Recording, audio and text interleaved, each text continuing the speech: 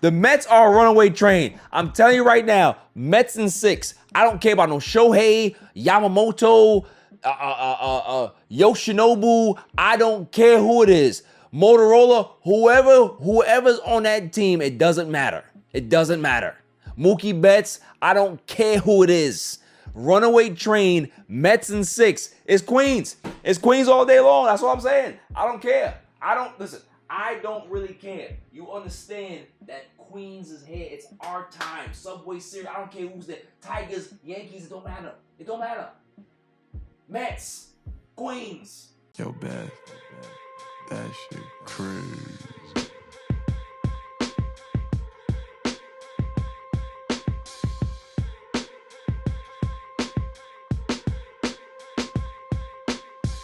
On a Saturday!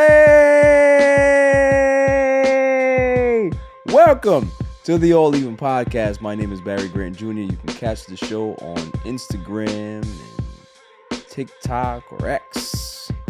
What's the other one? YouTube. There you go. All Even Media on TikTok.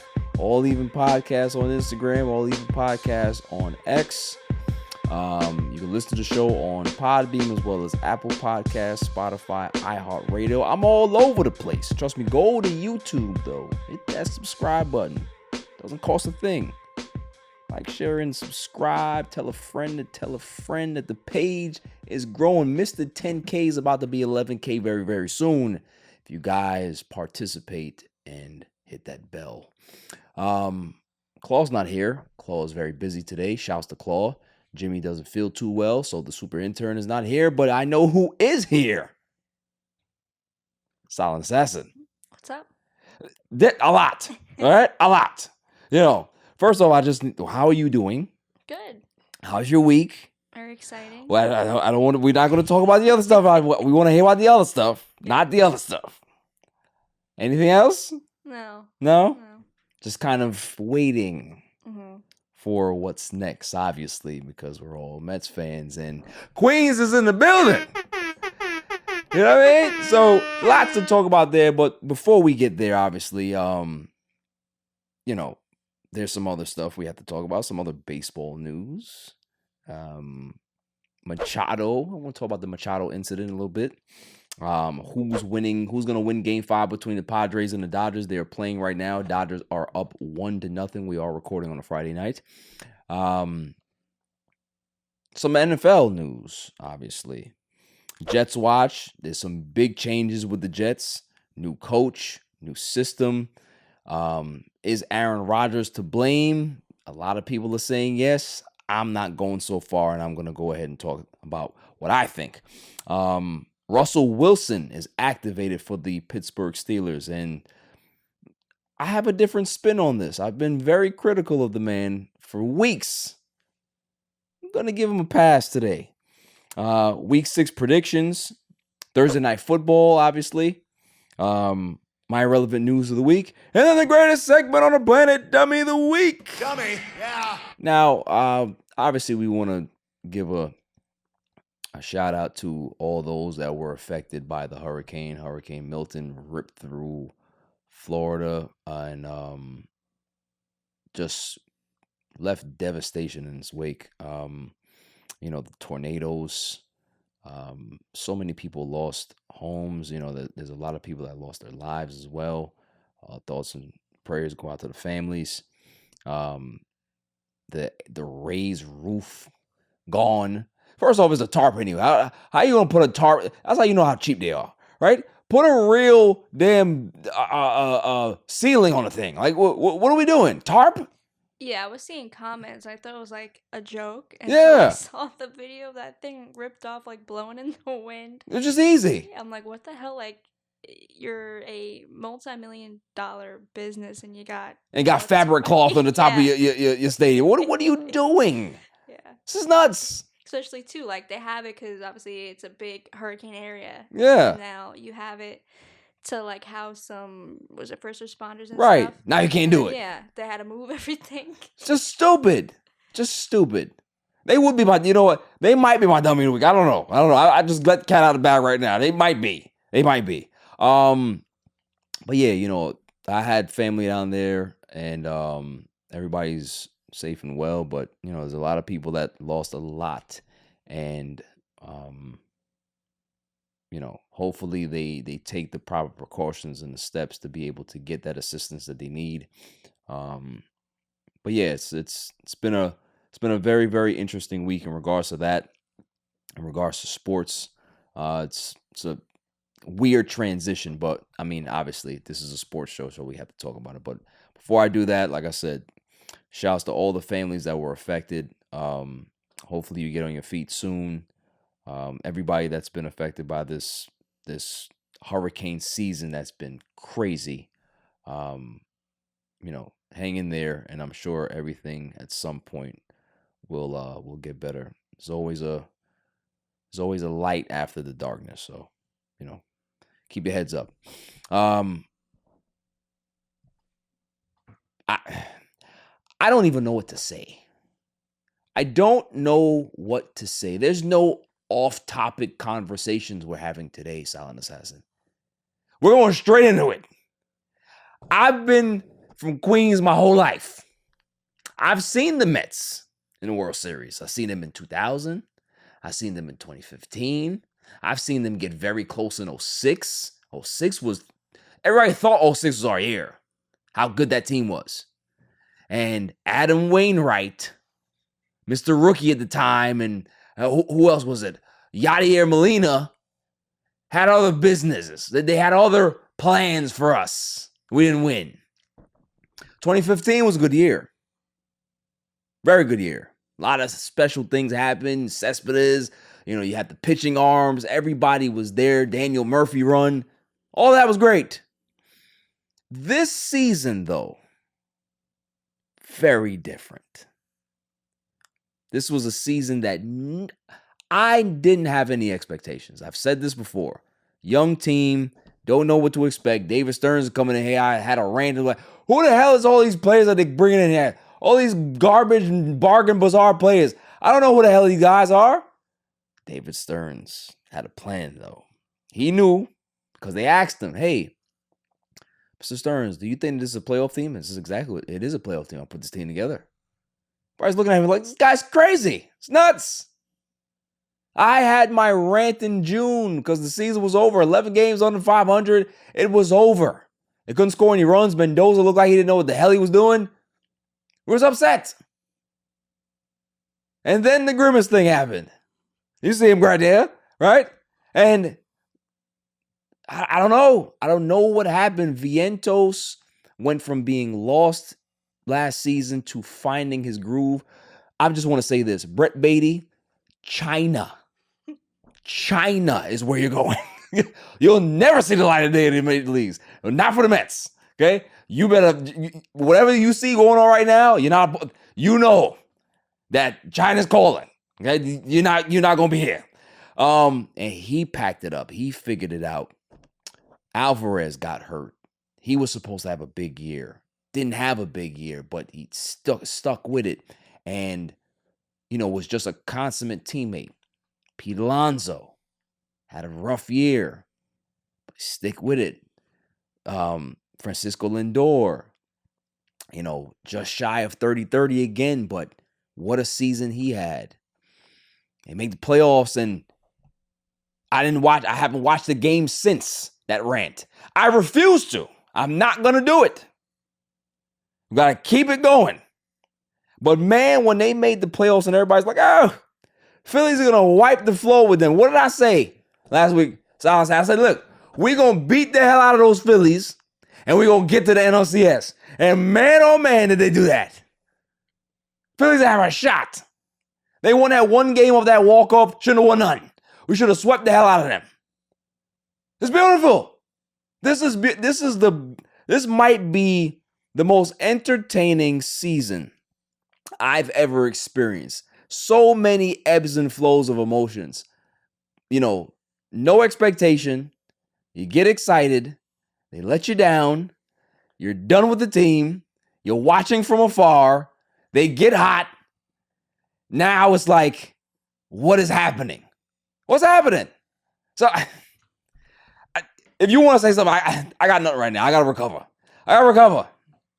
Yeah, I mean, just this past like month and a half has been crazy. Surreal. Because, I mean, the playoff chances were very extremely low, and all of a sudden they pick it up and then they're in a race for a month, literally playing playoff baseball, and just every game, just like you're on your feet because they always find a way to come back. But it's I don't know. I feel like I like some of the stress in it because like you're waiting and waiting for that moment, and then it finally happens, and it's just like this huge like Yeah. relief, and it's just so fun, and seeing all the players, especially Jose Iglesias with his whole big OMG moment Oh, yeah. is always Oh, so yeah. fun to watch, and it's just it's a different team. Yeah. Like even without the expectations, just seeing everyone come together. If they're not the last team standing, I feel like it's gonna hurt more than my last run that I saw in 2015. But it's just you look back on the year, it's just so fun, and everyone's so close, and you see like Nimmo. I don't know if you saw the video of him like standing like on second base, just like looking. Oh yeah, just out, crying. Yeah. just such a like what it means to them too to see where they started and then just not give up, because very easily like, a team can just be like, hey, we're not playing good, just maybe some of the players on 1 year deals like, let's just play good so then we can get traded to contenders. Like, no, like that wasn't it. They wanted to stick together the whole year, and congrats to them. Yeah, I mean, look, Playing it out. when you think about even the team 2022 season, Mhm. that was a good team, Mhm. right? They were close, but this team feels a lot different, right? Very like a lot more closer. Yeah, because I think it's the combination between the young players and the veteran players. Like, they really do get along. It's like a brotherhood. I think that 22 team felt more like a business team, right? Mhm. Like they were put together, they were playoff ready. You had a lot of veterans on this team. They knew exactly what goal that they had in mind, and they wanted to get there, right? But this team, it's like I said, there was really no expectation. Nobody expected the Mets to be in the playoffs. Mhm. You know what I mean? And for us to be here, Francisco Lindor, I don't care what nobody says, man. That's the MVP of the league. And he keeps showing you why. Mhm. Like, he gives this season alone, and everybody's gonna say I'm crazy, but this is like Derek Jeter vibes, Mr. October type of shit. You know what I'm saying? Like, this dude is business. You don't want to celebrate, right? Like, obviously you celebrate after the game, but when he hit that grand slam, and mind you, I'm not watching the game, so I have to rely on the silent assassin. I have to rely on other friends to give me updates of the game. And when I saw the text and she went nuts, I'm like, how is this possible? How is this possible? And people in the stadium, they were saying like, yo, we expected this to happen. Like, it kind of like, when the inning was playing out, they were like, okay, Frankie's coming up at some point. He's gonna do this. Mhm. Everybody, like, there was a video of this guy, he was up there with his friends. He was like, come on, Frankie. I know you can do it, man. You're going to drive them all home. And while he's talking, shot, grand slam. It's like, as a Mets fan, I am beside myself. I just don't know how to feel. But I will tell you this. I don't give a damn who we playing. Padres, Dodgers, I don't care. It don't matter. Mets in 6. I'm calling it right now. I don't care who it is. Shohei, we going to show your ass out of here. That's what we going to do. Machado, we don't care about you. We don't care about none of them people. Fernando Tatis, we don't care. It doesn't matter who we play. This is one of those situations where it's like you see the train in front of you. You're not going to get in front of the train because you're going to get run over. The Mets are the runaway train. You can't stop them at this point. This is who they are. They're a team of destiny. We don't care who we seeing. As a matter of fact, you know what? I do care. I do care. I want to see Dave Roberts. I want to see Dave Roberts because Mendoza's better than him. I'm calling right now. He's better. And I want to see this Shohei guy, Mr. 50-50. I want to see that. I want to see what he's going to do against us. Listen, that's all I kept hearing all year. Dodgers. Dodgers is the best team. World Series. They got Yamamoto. Okay, cool. Got fine. Yamamoto didn't want to come to the Mets. Regretting it now, I'm sure. Right? Could have been here with Senga partying. Now you in game 5. That's all I'm saying. Listen, team of destiny, Mets in 6. I don't care who we playing. Who we playing? It don't matter. Yeah, like I said, I'd rather see the Dodgers because I don't like the Padres at all. But, Yeah. It's gonna be this next series. I feel like it's obviously, I feel like it's gonna be harder than the Phillies, but it's gonna be a fun watch. You think it's gonna be harder? I don't believe that. Well, game wise, they're gonna play more games. I think. Yeah. Like you said, 6, 7, 5, 6. Yeah. Like World Series is cool in 7, but everything else I just want it over with. I want to get to the World Series and that's it. I'd rather just sweep them, get it done with, and then. You don't worry your little head, all right? We're gonna deal with whoever it is. They don't want no parts of Queens, all right? Yeah. Here's one thing you be able to play in California and you coming to Queens, all right? These people over here nuts. We're nuts. Yeah. And we're coming for blood. We understand what we want, and we are coming for blood. The Mets, it's our time. It's our time now. I feel it. This is our time, and we don't care who we playing. That's it. That's it.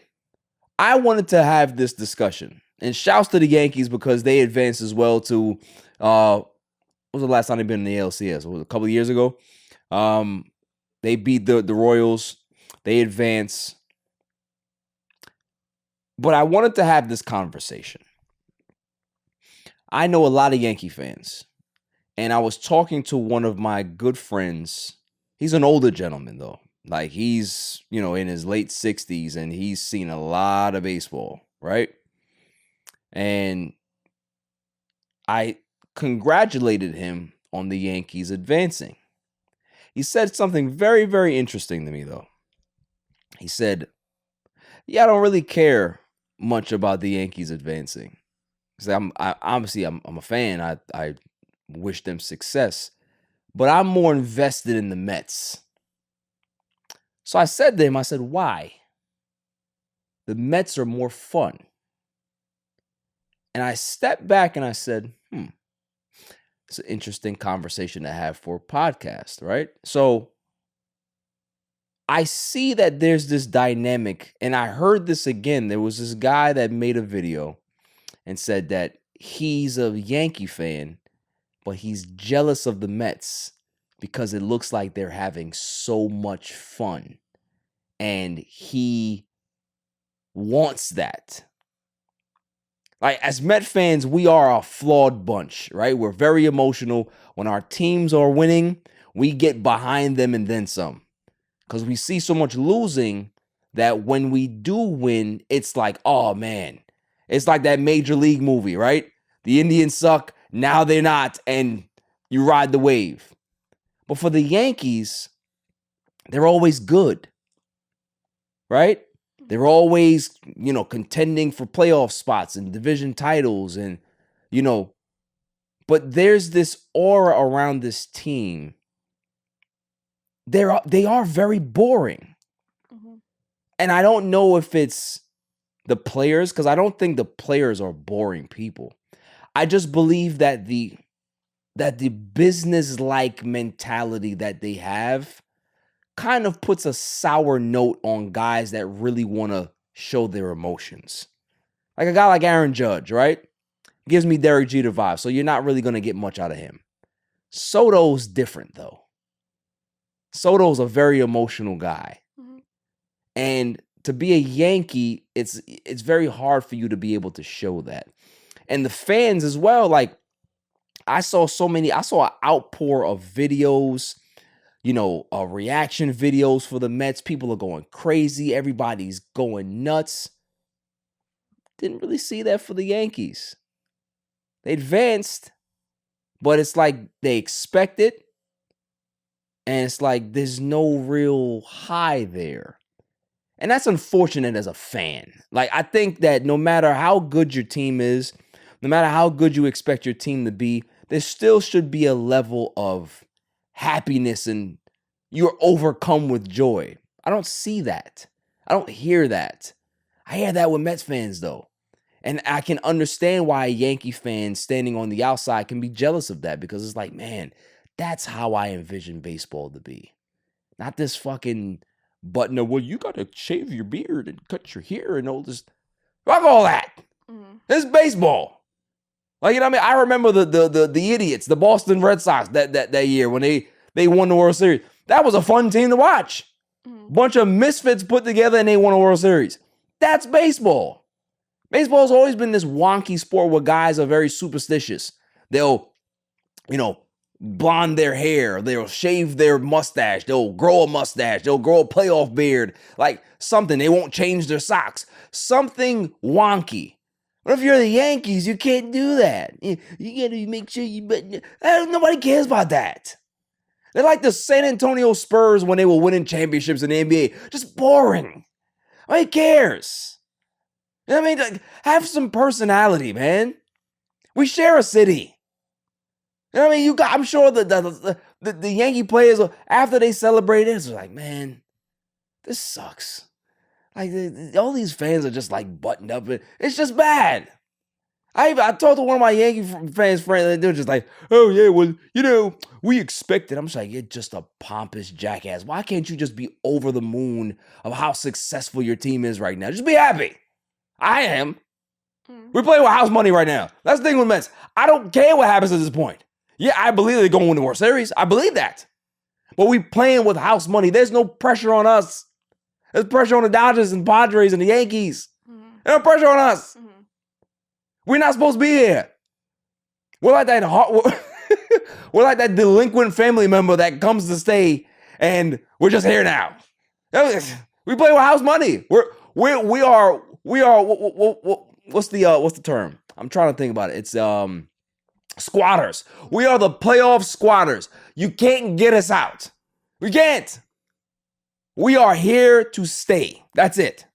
But for the Yankee fan, I seen that. I was just like, man, there's a lot of Yankee fans that just don't care. That's sad. That really is sad. And I felt bad for them for a second. And then I go back and say, fuck the Yankees. I don't give a shit. After the break, I want to discuss who's actually going to win that series between the Padres and the Dodgers. Also, that Manny Machado thing. I'm very interested to see what the Silent Assassin says after the break. Yo, it's your man DJ G Money from that Flip the Script podcast. You see it? We in the studio right now. Flip, shut up. Yeah. Oh, listen. Shout out to the All Even podcast. My man Barry Grant Jr. What's up, man? What happened? What you want to say to the people? Shout out somebody else's podcast? Yeah, let me get the joint. What's up? All Even. All Even podcast. Yo, it ain't even up here, boy. We put this yo something. All Even. Yo, you. Oh my God. What's up with you, man? Now you go. That's a shout out. You keeping this? Yeah, keep all that. You want to jump All in the Even camera? podcast, right? Yeah, All Shout out Even. to All Even podcast, right? All Even. That's your man. My man. All right, shout out to All Even podcast. 100%. He cool. Is he cool? Let me see. Is he cool? Yeah. Put him in G. Oh. I said about G. Oh. Cool, man. Welcome back, y'all. So, Manny Machado and this whole Game 3 incident with the Dodgers. Now, I saw the throw of the ball to the dugout, and it didn't look demonstrative to me. And this is something that he does all the time. So, what are your thoughts about this, Silent Assassin, before I go ahead and dive into it? Yeah, so I obviously heard about it. I'm like, let me just see what happened, because I can't imagine just a player doing that toward another team's dugout, because obviously you're a baseball player, you should have respect for everybody. You don't want anyone to get hurt. But so then I brought up the video. I'm like, that's it? Like, that's what everyone's like freaking out about? Like, her like Dave Roberts say after he felt extremely disrespected and all this stuff. I'm like, the dude kind of like lobbed the ball in, and he said, well, I do that after every play. Like, I have a ball, I got to get it off the field. I just toss into, our dugout or the other team's dugout. It's a normal thing. So for people, I guess it goes with the lore of Manny Machado kind of being a dirty player, but I feel like over the years he's definitely matured. But still, I don't know, I don't get the whole issue with it. I didn't see anything wrong. But Yeah, I think this is a prime example of your reputation precedes you, right? if you had a checkered history in regards to your attitude and being a bit of a hot dog or whatever it is, people are always going to remember that Manny Machado instead of the mature version of Manny Machado, right? It's always their first impression. Oh, wait, he was a dick. Oh, he's immature. But that's not something to like cry over. But at the end of the day, here's the problem. It's fucking baseball. And baseball will find such small little things to complain about. They feel this is why? You played the sport. If he wanted to throw it at your fucking head, he would. Mm-hmm. He's a third baseman. I'm sure he has very good aim. Mm-hmm.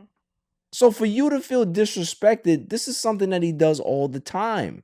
He's not doing it to get a rise out of you. But now the fact that he knows that you're bothered by it, you think he's going to stop now? No, because I wouldn't. Mm-hmm. Oh, manager's a little sensitive. He's in his feelings. Yeah, I'm definitely going to do it now. After every fucking inning, I do it. Mm-hmm. It's just like, people really have to like lighten up sometimes or just take it in stride. You're in a playoff series. Things are getting a little heated. Happens. Like, just get over it. Manny Machado is not a bad guy. I don't look at this. I don't even look at this Padres team as a bad team. They just have some eccentric characters. That's all it is. They just have characters. And I think we're so not used to like real characters in baseball anymore that when you do see a team like this, they stick out like a sore thumb, right? Oh, well, they're a bunch of hot. No, they're not. They're just guys that are having fun. Mm-hmm. Because guess what? We do a lot of dumb shit in Queens too. And we make videos, we make songs, we got Grimace, we got playoff pumpkins. We don't care. We're having fun. And this is what it's about. It's about playing a sport, being professional, being ready, doing your job, and having fucking fun. Nobody wants to be the Yankees. Nobody wants to be those boring Yankees. They sure don't want to be these boring Dodgers either. It's starting to become them. Oh, shut up. Shut up. Just deal with it. Because guess what? If they lose tonight, all that you feel disrespected, you damn sure gonna feel disrespected because that team lost. You shouldn't have lost. Mm-hmm. Not with the MVP. Not with this guy. Yeah. I don't even care if Freddie Freeman's hurt. Don't care. I don't care. You got enough. You should win. So, I don't blame Manny Machado. I don't think it's a big deal. And I hope that this is one of those things that kind of gets squashed. Moving on. Thoughts on who wins Game 5?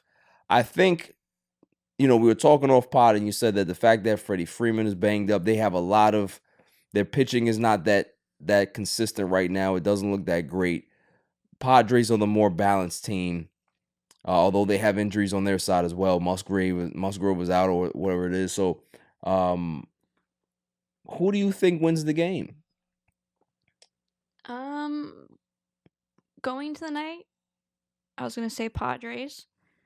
Right now, I think it's like the 5th or 6th inning. The Dodgers are still up, but like I said, I want to verse the Dodgers. Like I said, I feel like the Padres always still do find a way to get, even with the Mets magic, I'm just more nervous to face the Padres. Yeah, because they did dust us off in 22. Yeah, so I don't know. I feel like it's going to maybe go into extra innings and the Padres take it. Or, close or ending, 8th or 9th inning, come back. But I don't know. I feel like Padres. Yeah, I think it's gonna be interesting. I think the Padres do pull it out, but I would love to see the Dodgers win. I really do because I want some of Shohei. I'm just telling you right now. I imagine Game 6, runners on 2nd and 3rd. Shohei comes to the plate. We got El Sugar on the mound, right? And he dials up a 99 mile per hour fastball at the letters, swing and miss to the world. That's what I want to see. That's what I want to see. Or him do the Carlos Beltran and don't even get the bat off his shoulder. That's what I want. That's what I want. I want him the last out. I want baseball to see that that's your guy. That's your MVP. That's your face of the league. It should be Lindor. It should be Grimace. It should be Queens. That's what it should be. So that's why I don't care. But if I gun in my head, I want the Dodgers. I want them. I don't care. I think that they should be the team that we beat. Yeah, it was just too. And we beat them in 2015, but it's still like that. Just hate since that moment, since that with the whole Utley thing. Yeah. So I just feel like I don't like And the thing is, you gotta remember the history, right? Mm-hmm. The Dodgers are us. Yeah. They are us. Yeah. Right? Mm-hmm. We left Brooklyn. They went to California, became the LA Dodgers, and we became the Mets. Mm-hmm. So they are us. We're gonna send them back. Okay? Send them back. Right? You're not more successful than us. Not this year. Not this year. We'll send them back. That's all I'm doing. That's all I'm doing. I'm hoping, I am praying that it's the Dodgers because I want to send them back where they belong. And that's back to irrelevancy. That's where I want to send them. Right? I don't care. I'm so mad that they got Shohei. I'm so mad they got all this stuff. I want them. There've been a talk all off season. You got Dodgers fans laughing at Mets. You got, you guys thought you was gonna get Shohei and Yamamoto. We got both. Okay, all right. We don't need them. Mm-hmm. We got this far without them. That's what I'm saying. Send them back. That's gonna be my whole theme for this whole series that they win. Send them back. Send them back. Moving on. Thursday night football. Thursday night football was a good game, I think. I think if you want to say it was a good game, it was definitely a good game. Brock Purdy definitely lit it up, man. He played very, very well. They ended up winning the game 36-24. Thoughts about that game? The Seahawks, I think the Seahawks, they've lost 3 in a row. They've played some good teams, though. So I can't say that the Seahawks are a bad team. They're just going against really, really good teams. The San Francisco 49ers needed this win. They've had some injuries. They've had guys go in and out of the lineup.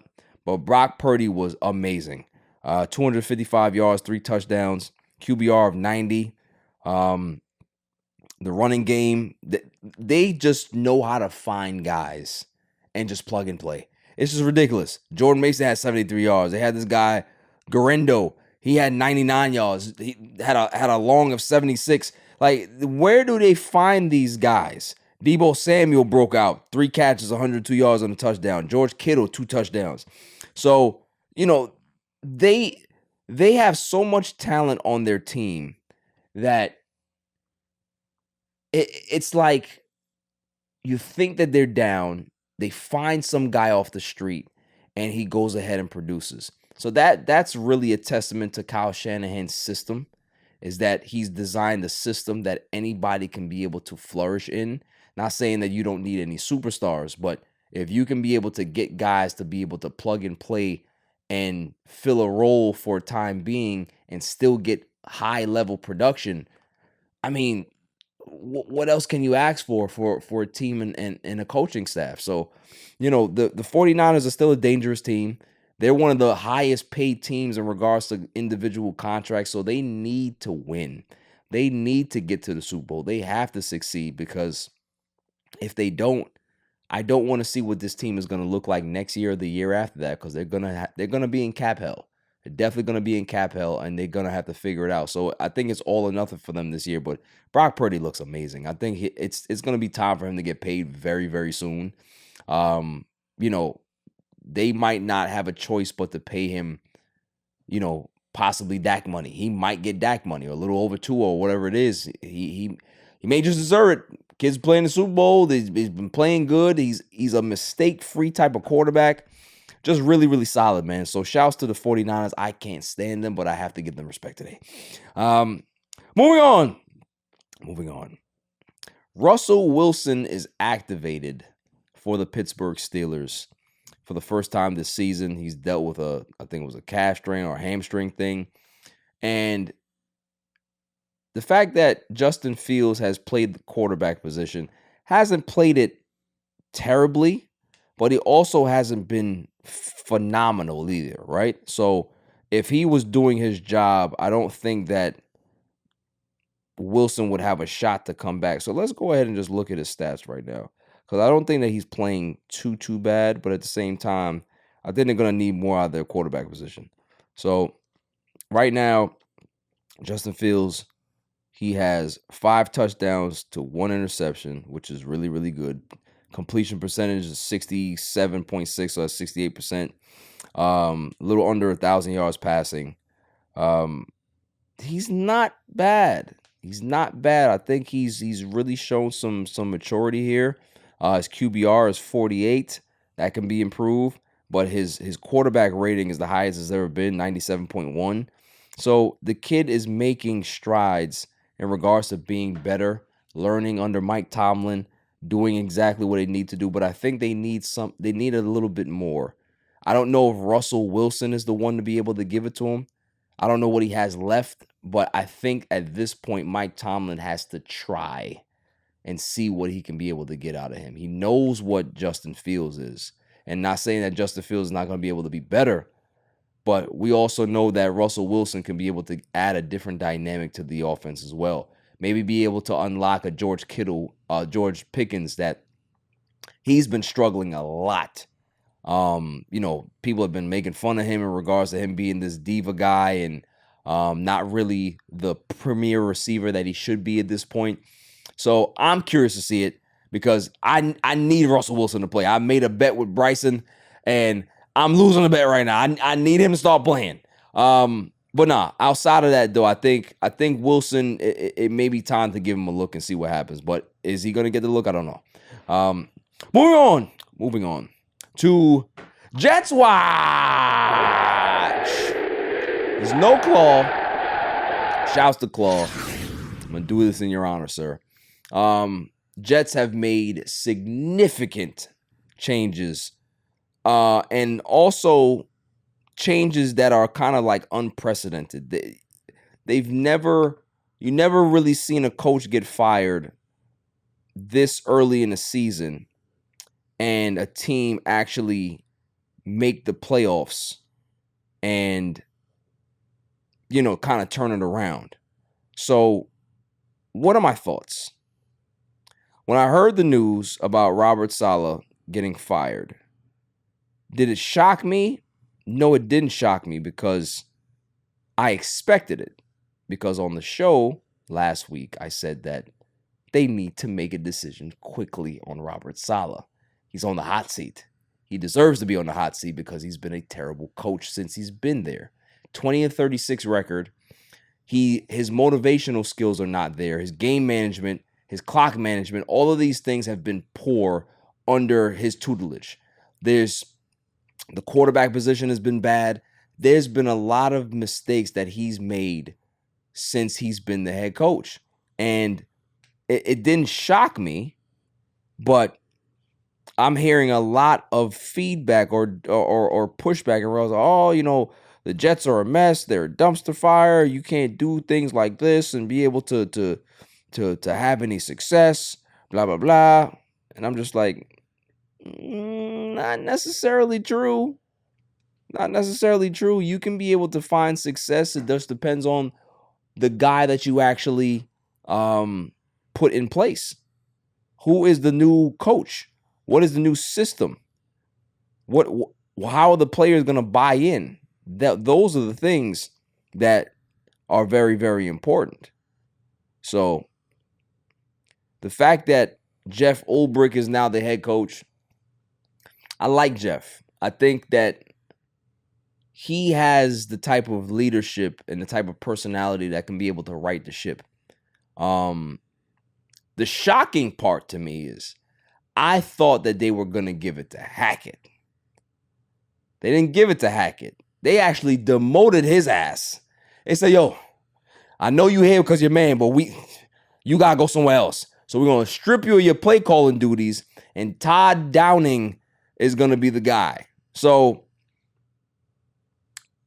we're gonna see what happens. But I think that Jeff definitely has the personality.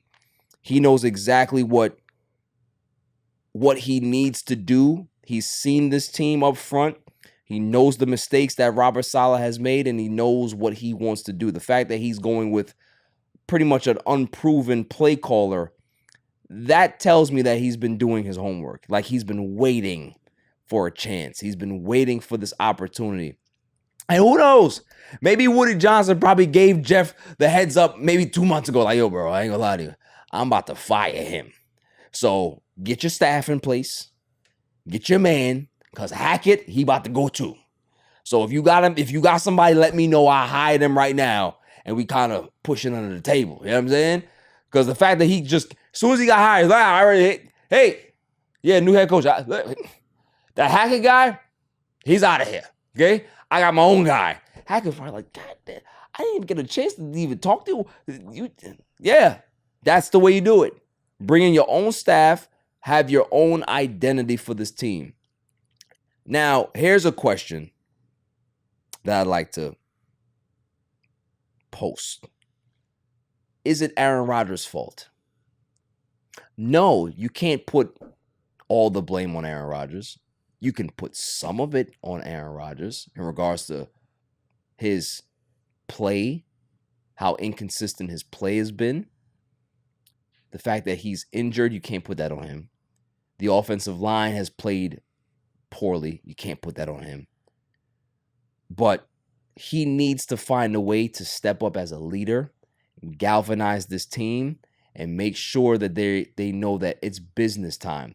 The odds are against them. Everybody's doubting the Jets. They don't believe that the Jets are going to be any good. They think that the Jets are headed for the draft, top 5 pick, top 3 pick, because they're not going to be good. He needs to be able to now pick this team up by the bootstraps, do what he has to do, and get some wins here, because I don't think that this Jets team is bad.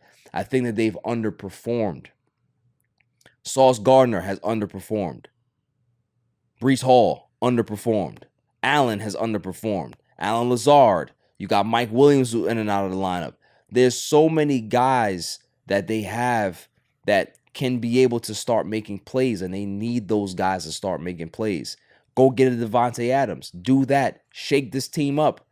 Try something different, because whatever was happening on the Salah, you had people saying, oh, well, they should have let him finish the season. Why? Why would you let somebody finish the season that's that bad? I don't even want to look at you. Fired. And there's rumors that said that Woody Johnson was like, look, yeah, we're trying to make this trade for Devontae. And Robert Saleh was like, well, I don't want him. And Woody's like, what? You don't want who? All right, you know what? I'm going to go. Get on the phone. I'm firing him today. Why? He said he didn't want Devontae. I'm firing him today. That's the rumor. That he was like, yo, I need to get this guy out of the building, because if you're not on board with what we're trying to do, you got to go. Because at the end of the day, it's not like you're Bill Belichick. You ain't Bill Belichick where I can be like, you know, all right, Bill, if you don't want him, I agree with you. It's your call. You ain't got no leg to stand on. That's the thing. People need to realize, too, is that certain guys are just coordinators. Certain guys can be able to make the jump to be great head coaches. Certain guys are just coordinators. Guys like Josh McDaniels, just a coordinator. Anytime he tries to become a head coach, he falls on his ass. Robert Saleh, just a coordinator. It's okay. You have your role. He's going to get a job soon as a coordinator. Nobody's ever going to hire Robert Saleh, at least in the immediate future, as a head coach. But he damn sure is going to be somebody's defensive coordinator very soon. I can promise you that. If not before the season ends, or guaranteed as soon as the season's up and there's signings that's happening for coaches, he'll be the first one to get a big job. Because you're good at what you do as a coordinator, not as El Honcho. It's just not the way it goes. Moving on. Week 6 predictions. What are we doing for week 6 predictions? Let's see what we got.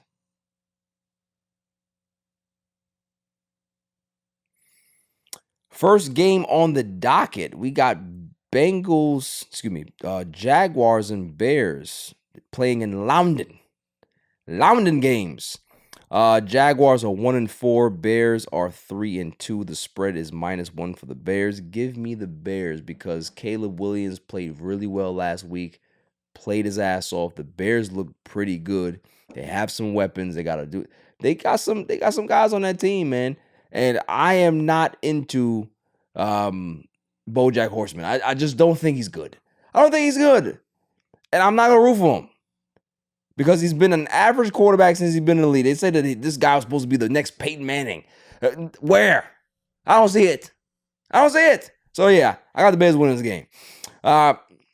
Next game, we got Texans and Patriots. Yeah, the Drake May era has officially started for New England.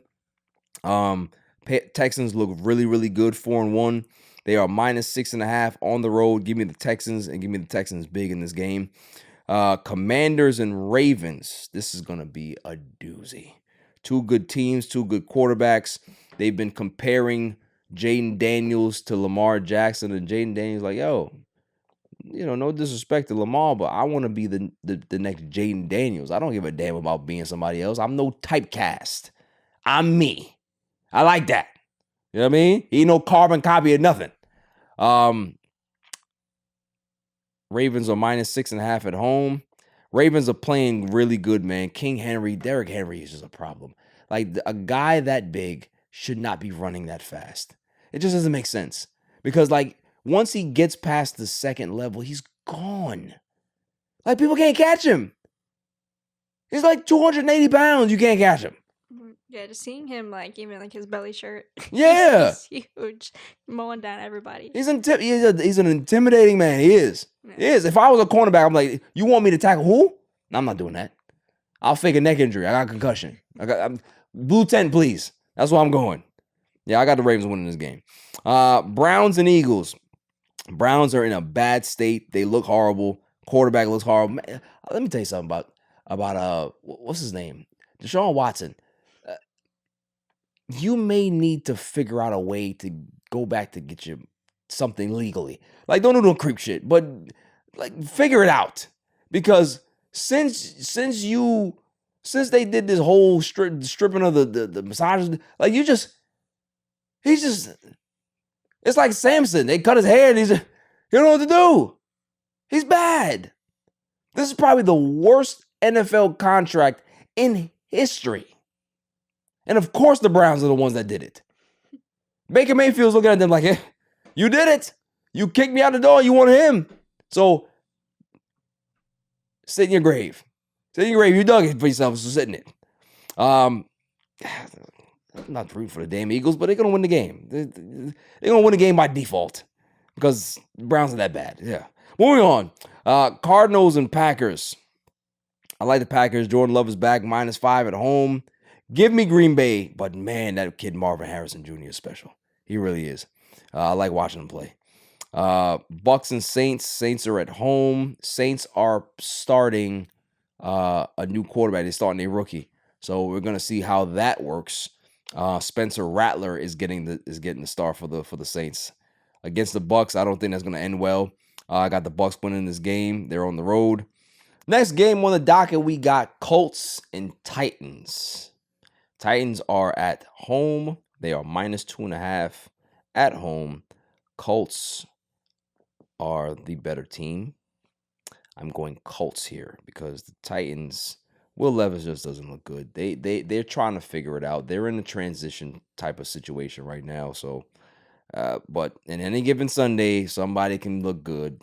I don't think Will Levis will though. He just doesn't look like the guy. He looks like a guy, not the guy. Next up, we got Chargers and Broncos. I got baseball in the brain. Chargers and Broncos. Chargers are at on the road. Broncos are 3-2. They've looked very impressive over the last few weeks. They have the Chargers at -3. Man, AFC West matchup.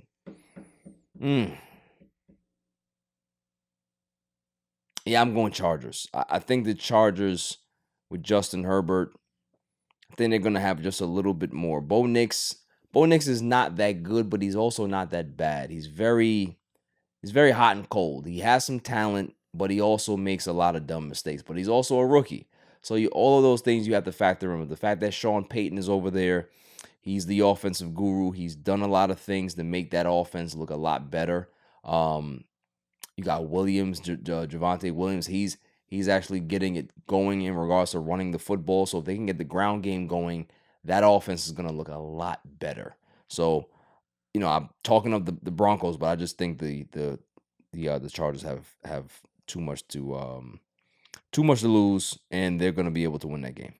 Steelers and Raiders. Steelers are on the road, -3. Raiders are a dumpster fire right now. There's no trust in the locker room. I don't even think it's an Antonio Pierce problem. It's the fact that Devontae Adams, Max Crosby's not happy. There's a lot of things going on with the Raiders right now. And if they can be able to right the ship, cool. But they're not going to right the ship this week. Steelers are coming off a tough loss to the Cowboys. And I think Russell Wilson plays and leads them to victory. So I got the Steelers winning this game. Falcons and Panthers. Falcons have played very well. Kirk Cousins has looked phenomenal. This offense is starting to fly high. The Dirty Birds are back. Panthers, listen, the fact that Bryce Young, we all know that how I feel about Bryce Young. He's rubbish. Receptacle, right? Andy Dalton, if he can be able to figure it out, get this offense looking good. The running game has been very, very impressive with Chuba Hubbard. So if they can, find a way to manipulate and control the line of scrimmage, control the clock, I think they have a chance. They have to stop the Falcons from getting on the field offensively. If they can be able to keep the game very low scoring, control the time of possession, I think the Panthers can be able to win this game. Am I picking them to win? Absolutely not. I got the Falcons winning this game. For my locker pick of the week, but before we get there, we got Lions and Cowboys. This is going to be a very, very good game. Very good game. You got two good teams. I mean, I'm trying to put my team in there as a good team, but they got a nice win. Dak Prescott did his thing. The Lions are just a juggernaut offensively as well as defensively. This is going to be a big challenge for Dallas. If Dallas can win this game, the conversation around the Cowboys changes. They're going to be considered one of the best teams in the NFC, especially winning a game without Micah Parsons like they did last week, without DeMarcus Lawrence last week. If they can be able to do it again, that now puts you in a different situation. I think Deron Bland he has a chance to be active. So if they can get Deron Bland back, that's going to make their secondary a lot better. So the Cowboys, they have a lot to be hopeful about. The Lions are playing great. Their offense, like I said, is fantastic. What's the spread? Detroit is -3.5. God. I'm going Cowboys. I can't root against them. I'm sorry. I can't do it. And I won't. I won't do it. But here is my locker pick of the week. This is a good one. Silent Assassin, you're going to like this. Bengals, Giants. I think this game is going to be a doozy. I'd like to apologize so far to Captain Small Hands. I think he's been playing phenomenal quarterback. Outside of the first few games, he's been playing really, really solid. Giants fans are really happy. They like what's going on. Malik Neighbors, I don't think he's going to play, so that's a big loss for you guys. But the Bengals are coming off a heartbreaking loss to the Ravens. They look good. Can they be able to get into the win column? You can be able to have everything clicking, but you need to win.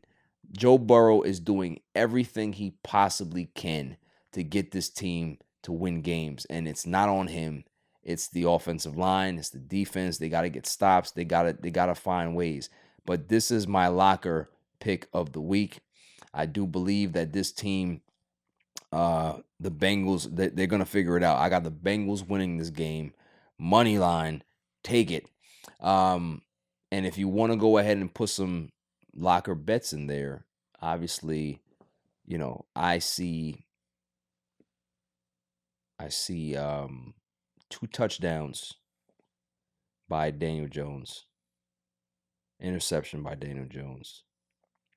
I see the running game for the Bengals being very effective. I see T. Higgins going off. And I see Joe Burrow passing for 325 yards, 3 touchdowns, and an interception. So you can put all those things in there. There's going to be some good drives in there. So make sure that you put T. Higgins in your locker scenarios. Make sure that you put Daniel Jones in your locker scenarios, because I think that they're going to be able to get some successful drives and lead some scoring touchdowns, some scoring drives. And it's going to be a fun game to watch. I don't think it's going to be a low-scoring game. I think it's going to be a very, very high-scoring game. And I got the Bengals coming out slightly. If you want to ask for a score, 35-27 Bengals. I think as a Giants fans are not going to be too mad about that. You guys are playing well. I don't want to crap on you too much. I really don't. It's bad enough you're the Giants. But, shouts to Captain Small Hands. See, the fact that I actually wished him well this week, he's going to have a horrible game. I've been trashing him all season, and he's been playing well. I'm going the reverse now. That's what I'm doing, right? Jinx your team. That's what I'm going to do. So, yeah, that is the locker pick of the week. And then the Monday night game, we have Jets and Bills. Jets are at home. Bills are -2.5 on the road. Man, Bills need a win, and so do the Jets. AFC East matchup is going to be a big, big game. The Bills offense they don't look good. I don't know where Dalton Kincaid has been. They don't have a number one receiver. You saw those problems against the Texans. So I think I'm going to pick the Jets here. I think just because they shook up their locker room, made changes, I think just because of that, even if it's just for a week, they get a week reprieve and get a high off of that new energy, new support, new motivation out of Jeff Ulbrich. So I got the Jets. And that is my predictions for week 6. Locker pick is in. Please download the app. Go to Locker. Sign up for your games. If you want to join a league, go into the search bar, type in All Even League, join it there. I'm number 1 in my league. Nobody's even close to me. Silent Assassin is a little close. But wait till Sunday. I'm going to make the lead even further. But get in there. Join it. It's a great app to use. It's innovative. It's fresh. It's not the same FanDuel or DraftKings. I'm not knocking those things. But if you want to go ahead and try something different, have different experiences, definitely sign up with Locker. Give it a try. Give it a go. You'll never regret it. After the break, my irrelevant news of the week. Yo, this is Cigar Gents and Gals. I want to give a shout out to my boy Barry for All Even Podcast. Keep doing your thing, bro. Killing it. Welcome back, y'all. Now it's time for my irrelevant news You gotta be of the kidding week. me. I mean, how do you watch they stink. Every week, I go ahead and find some interesting stories. The first one, driver dressed like Cookie Monster seen speeding on camera in Germany. You cannot make this up. Why is this man driving with a Cookie Monster outfit? Now, I ain't gonna lie to you. That's just funny as hell. But did he get pulled over? I would pull him over if I was a cop. If you saw that, obviously it's Halloween season, right? But if you saw somebody dressed like the Cookie Monster, you would have to pull this man over. Mm-hmm. You know what I'm saying? Yeah. I feel like that's just not safe. I would say, how do you see Right. out of that? How do you grip the steering wheel? Because the hands are just crazy looking. You know what I mean? I just don't know. People are crazy to come Halloween time, man. It's very, very innovative and creative, but bruh, come on now. Now, if you dress up like the Hamburglar, that would have been funny as hell. That'd been funny. But Cookie Monster, nah. You know, there's some people that I remember. There was this. Forgive me. There was this girl in high school. She was really, really nice, right? Wasn't really a looker like that, but she was a nice person. So it was nice to always have conversation with her. Only problem was you felt really bad because you didn't really know where to look when you stared at her. Not her body or anything like that. We're not being creeps. It's just a more. She had Cookie Monster eyes, and it was just like, just not to be insensitive. You just stare at something, you know. Yeah, it's all kind of messed up. Whenever I, talk to those people, I just kind of trying to avoid the conversation because So- I get so nervous. So do you look down or do you look at something else? Yeah, just try to make a quick like hi, like because also too, I don't. It's not an issue, right? It's Right. not. But for me to try and focus, I feel like then I'm staring too much, and they're kind of like, "What the hell are Right. you doing?" Now here's the thing: they gotta know what you're looking at, right? Like let's just be honest. They gotta know what you're looking at. They can't be shocked and be like, "Yo, I don't know why this person looking." Yes, you do. Yes, you do. You know damn well why I'm looking at you like that. I don't mean to be rude, but let's not play this game. Let's not do this. You know what I mean? So yeah, I don't know what the hell's going on with Mr. Cookie Monster driving the car, but if I was a cop, I'd pull him over and I'd book him immediately. I would tackle Cookie Monster and send his ass to bookings. I would. Next story: Marshawn Lynch hints at running for Oakland mayor. This would be the greatest political run ever. I'm not gonna lie to you. Like this right here, he needs to do it. He needs to do it. Like he would be the best mayor ever. Because he wouldn't care. You know what I'm saying? Like he's a philanthropist. He loves the Oakland area. He gives back to charity. He gives back to the kids. He does a lot. But what I'm saying is that this is a dude that had zero fucks in his NFL career. You think that he's gonna allow some bureaucratic red tape to deal with him? He's gonna be mad honest and say, "Y'all, I ain't gonna lie to you, man. These dudes out here, they playing with my money. They don't want to pass these bills. They don't want to do nothing. I like this. I'm voting for Marshawn Lynch for mayor if I was out there. Do it. Do it. I think I should run for some type of political seat. I should. I wonder if I get votes. But people, I'd vote. yeah. Thank you. I'm gonna think about it. I'm gonna think about it. Maybe not now. Maybe in a couple of years I will. I think I might run. If Marshawn Lynch could do it, why not me? Why not me? You know? Dress up like a Cookie Monster and ask for votes. That's what I do. Yeah. What's the crime? I mean, listen, Arnold Schwarzenegger, he was the governor, for years in California. It's possible.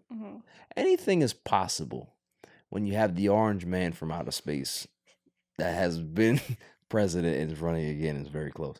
So, Marshawn Lynch, salutes to you. I can't wait to see that. I want you to win. And I think if the people feel like me, I think he wins in a landslide.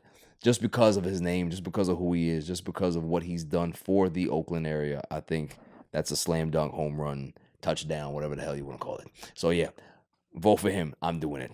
That is my irrelevant news of the week. You gotta be kidding me. I mean, how do you watch them? I mean, yeah, they stink. There's some new reports out there that Skip Bayless left undisputed in FS1 because he didn't like the whole way that the Shannon Sharp situation was handled. According to reports, and he spoke to the Washington Post and said that he thought that FS1 was going to be able to kind of quell the issues, kind of play middleman, get into the bottom of it, make sure that Shannon stays. He didn't want Shannon to leave.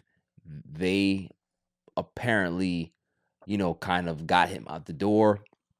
The rest is history. Skip is no longer with FS1. There's no more Undisputed. Shannon is doing big things with First Take, doing the big things with Club Shay Shay. Just, probably the most entertaining, if not the most influential media personality that we have right now. A lot of people they have mixed feelings about this situation. They're saying, oh, he's not taking accountability for what happened. And, he should take accountability. I agree. I think that for Skip to not think, and I don't know if this is true, but if it is true, if he doesn't believe that he personally didn't have a hand in Shannon Sharpe's exit, that's not accurate. Because the whole situation, that last 6 months, they weren't getting along well. And he definitely had a hand in that.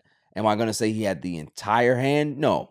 The whole Damar Hamlin thing, him not taking down the tweet. What do you have taken down the tweet? I remember It was about what you said. when Damar Hamlin had, obviously he had the whole cardiac event on the field. He was saying that he's seen so much football and guys have life-threatening injuries and they just continue the game. Mm-hmm. He doesn't believe that the game should continue, but it is a thought to be like, we've kind of been here before in some aspects. Not really, because nobody really died on the field, but at the same time, in real time, I understood what he was saying.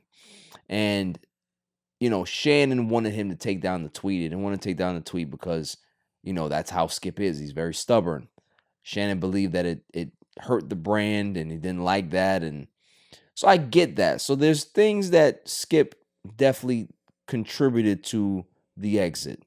But for me to say that it's all him and he had the control and he could have had Shannon stay, nah, that's not necessarily true. Sometimes, the higher ups want what they want.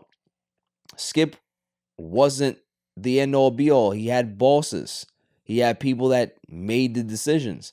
Yeah, of course he had a great influence in those things, but at the same time, if he says, yo, I want to keep Shannon, and the Fox higher ups are like, nah, we don't really want to keep Shannon. I don't know if there's any leverage that he has in that situation other than to say, well, if Shannon goes, then I go. Could he have said that? Possibly. And maybe it would have been a different outcome. So everything is always hindsight 22. Hindsight is 20. What was it? Hindsight 20. What the hell's the phrase? I don't know. Hindsight, whatever it is, right? Hindsight 2020. I think it was, whatever. Had he had it to do again, I think Skip would have probably handled it differently. But I'm waiting for the interview. At some point, Skip's going to be on Club Shay Shay. I just know it. I just know that they're going to have a sit-down conversation. They're going to hash this out. They're going to talk like men. It's going to be the greatest interview ever. And we're all going to be happy. Shannon, if you're listening, just go talk to Skip. Have him sit down, have a nice interview, and hash this out, man. Because I think, people still have those great memories of Undisputed. Obviously, that'll never happen again. But we do remember how great it was. It was a great run. And we would love to see both of you legends sit down, have a conversation, like men, hash it out. And so we can be able to get that Magic Johnson, Isaiah Thomas moment when they were crying and hugged at the end of the interview. I need that. Moving on. Such a quick show today because guess what? It's baseball. Right? Baseball, football, that's it. There's no basketball. We're in preseason right now. Nobody cares. Nobody cares about preseason right now. There's no stories. No Lakers stories, nothing. But what there is that those Dodgers are very close. And I want the smoke. I'm telling you right now. I'm telling y'all. The Mets are the runaway train that nobody wants to see. Shohei, we gonna show his ass something. You wait. Now it's time for the greatest segment on the planet, Dummy of the Week. Dummy, yeah. Every week I go around the room and I ask, who is the dummy of the week? Silent Assassin, what you got? I'm going with the people who decided to risk their lives and families' lives, pets' lives, of the ones who didn't want to evacuate in the mandatory evacuation area in Florida. I get, like, obviously it does cost money, and they're like, oh, I don't know where to go, but there were a lot of options provided for safety and everything, and people decided to stay, and unfortunately people lost their lives and some were rescued. But still, when you don't take weather, for granted, that is the thing that's gonna, controls us. Oh yeah. You know what I mean? So people are like, oh, like, it's fine. I don't believe in global warming and all this natural disaster stuff. Like, it's real, and it's gonna, It's gonna continue. yeah, yeah. So just take it seriously, and even seeing a lot of times people just leave their pets like chained up outside and stuff is Cruel. just terrible. Have seen, kids, even to like a 14-year-old boy seen by himself, looking for help. Thankfully he was rescued. Wow. But it's just, you gotta take it seriously. Yeah. You know what I Now mean? people are stupid, and people are Dummy. Yeah. there's a lot of dummies out there. Every time there's a hurricane or some natural disaster or something that's going on where people have to evacuate, or if a storm comes and they over prepare and then the storm passes and it wasn't, you hear, well, that wasn't that bad. This is what I prepared for. Yes. You over prepare just in case, because so you wanted to get hit? Like, that's the thing with me. It's like, okay, cool. It wasn't as bad. You didn't get affected that bad. But why have the comment of, damn, this is all it was? Be grateful that's all it was. Yeah. That you still have your fucking house. Mm-hmm. Yeah, it's just... Dummy. Yeah. You're never gonna get around it. You're always going to have somebody say, this is my home. I'm not leaving. Oh, we've seen hurricanes. I've seen a whole bunch of hurricanes. This is nothing new. Okay. And then when you're on your fucking roof with toilet paper, right now, help me. You expect somebody to come and help you. Yeah. I just don't understand it. Even like the law enforcement and everybody down there too were saying, if you're gonna stay, you gotta write down on your body your name, your family members, your date of birth, because when we find you, we gotta know. Right, we need to know who to contact. Yeah. When your body's floating somewhere. Yeah. It's just like, people just don't take things for seriously, and that's how it's always gonna be. Whether it be the aliens come down here and invade us, they're gonna be, well, I saw the ship. I just went straight to it. Why would you do that? Go the other way. Yeah. You ever seen that movie Independence Day? The ship is there. These idiots are dancing and dancing underneath the spacecraft, and there's this green light that comes down. Oh, it's opening. You think? That's us. Yeah. That's what we are. We're just dumb. Or pull out our phone first too. Yeah, exactly. There you go. Just dumb. Pull out your phone and see all the water coming into your house. Look at the water. How about you leave? That would be the first instinct instead of recording it. Dummy. Yeah. Yeah, that's a good one.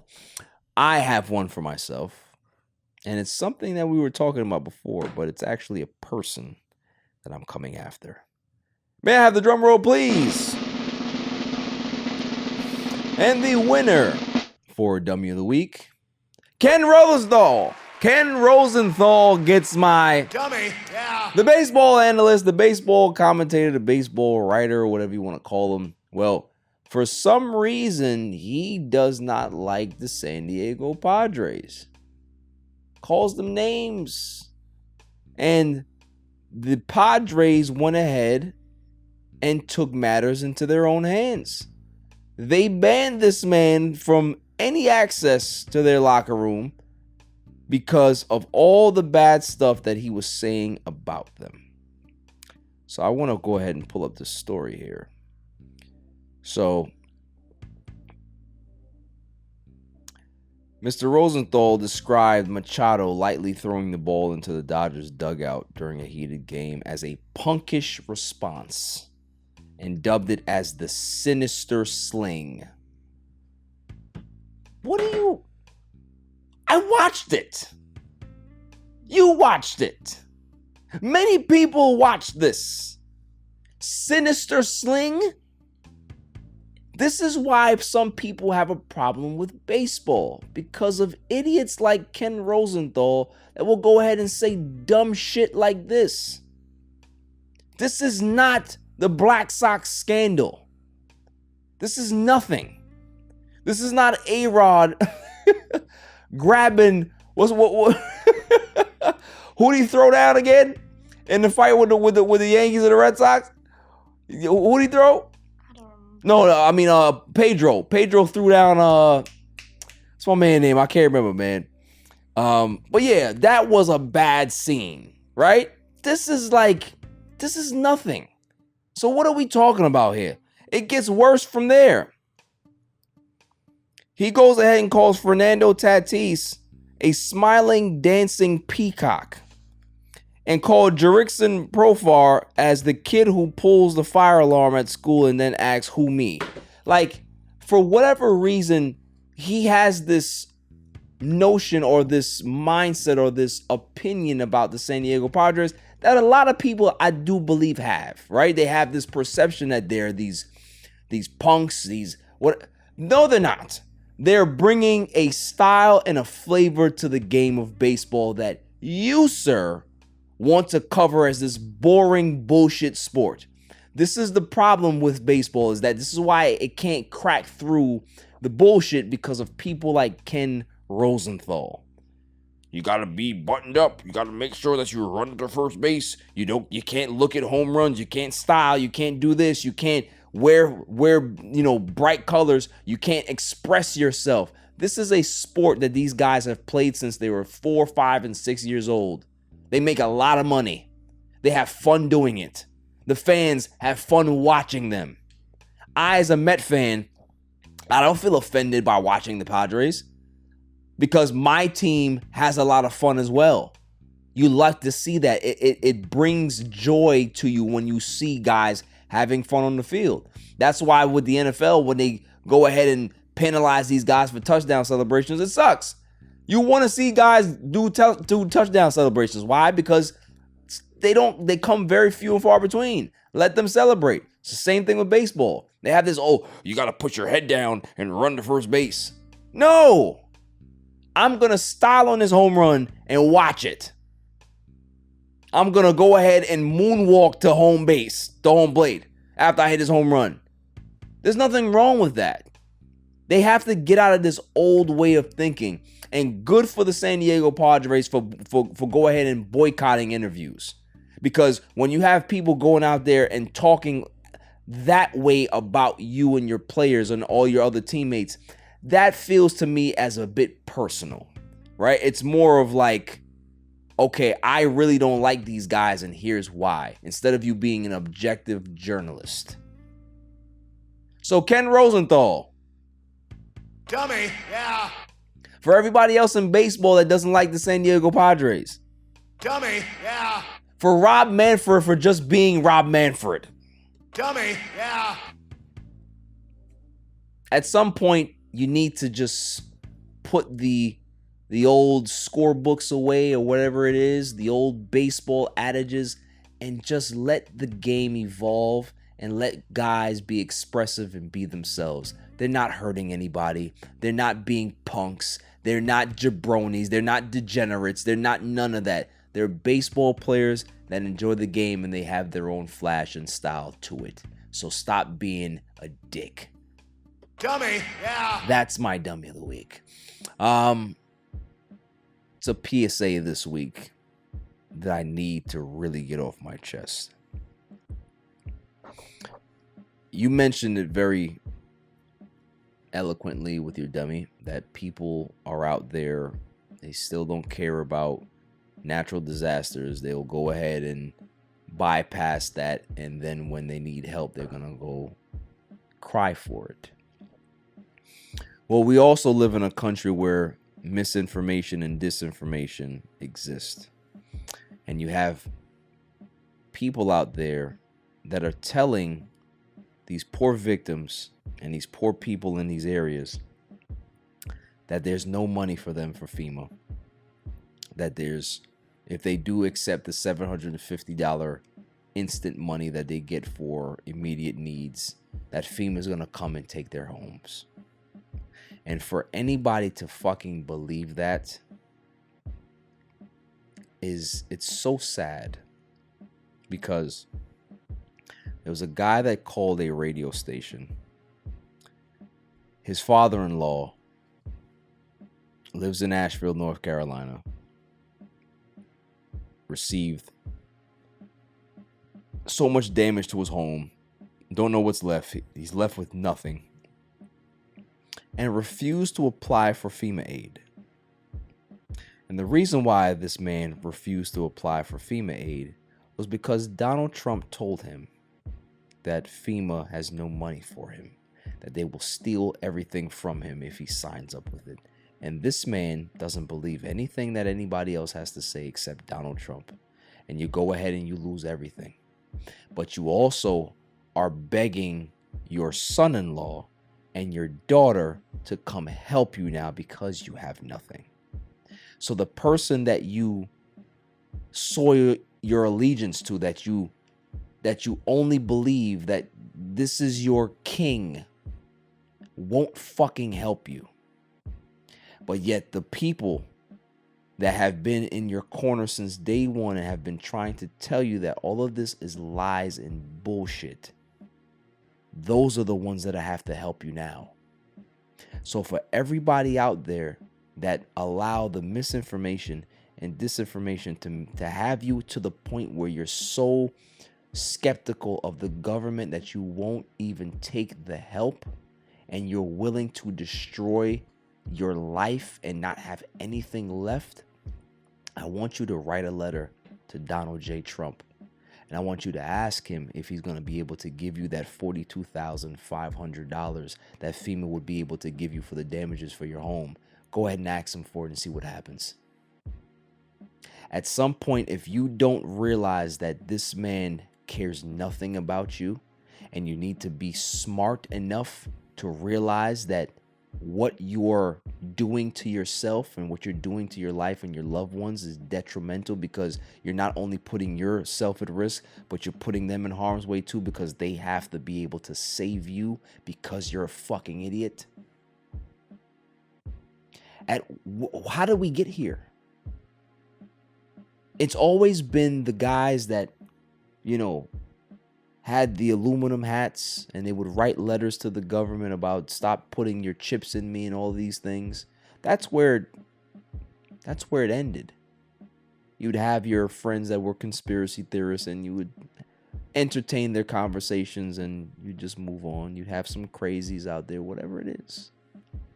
But when you have somebody that's spewing that type of disinformation and misinformation in the highest seat of the land, and you have millions of people that fucking believe this shit, when he goes home and he has to change his incontinent diapers and he has to go ahead and spew these lies that he doesn't believe just so he can get your vote and just so he won't help you. For anybody to politicize a natural disaster shows that he doesn't care. And for you to continue to vote for somebody like that, it also shows me that you don't care for yourself. Your family might care for you. You don't care for yourself because you're so distrusting of the establishment that helps you because of this orange fuck. Now you're left with nothing. Make it make sense. At some point, we have to get back to normalcy. This shit has to stop.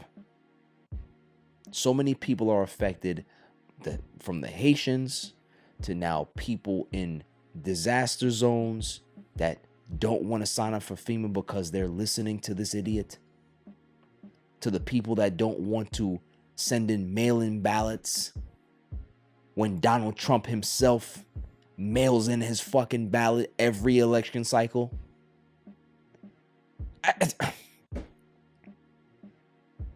If he ends up winning the presidency and whatever comes of this shit, right? Project 2025, abortion rights, there's a national abortion ban, whatever comes of it. And these same people are going to be like your particular dummies of the week. They're going to tell you, it's not that bad. Wasn't that bad, whatever. I'm not going to prepare. And then when it does hit them in the ass, they're going to have their toilet paper on top of their fucking roofs. And they're going to be crying, help me.